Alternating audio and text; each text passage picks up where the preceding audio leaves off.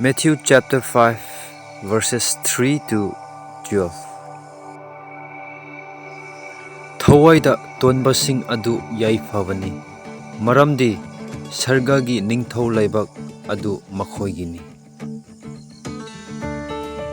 Tengthana oiribasing adu yaifavani maramdi makhoibu themjinbigani. Pukning tapasing adu yaifavani maramdi makhoina malem asi fangjagani.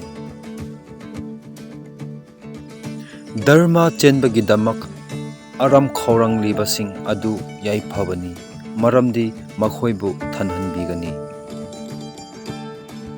Chanbi haibasing adu yaifavani maramdi makhoina chanbiba fangjagani.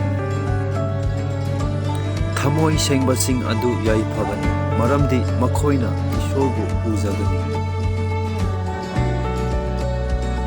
Hingthaba purakpasing adu yaifavani maramdi makhoibu Ishorgi machasing kaubani.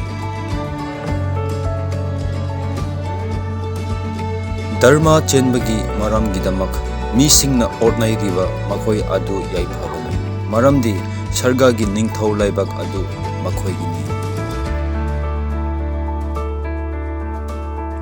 Aigi maramgidamak misingna nakhoibu chairaba otnairaba amasung nakhoigi nathakta phattaba pumnamak thaijillabada nakhoi yaifavani.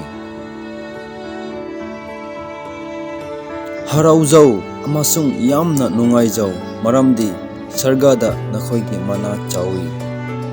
Maramdi nakhoigi namangda lairamba wa takthokpa misingbu makhoina asumna otnaiki.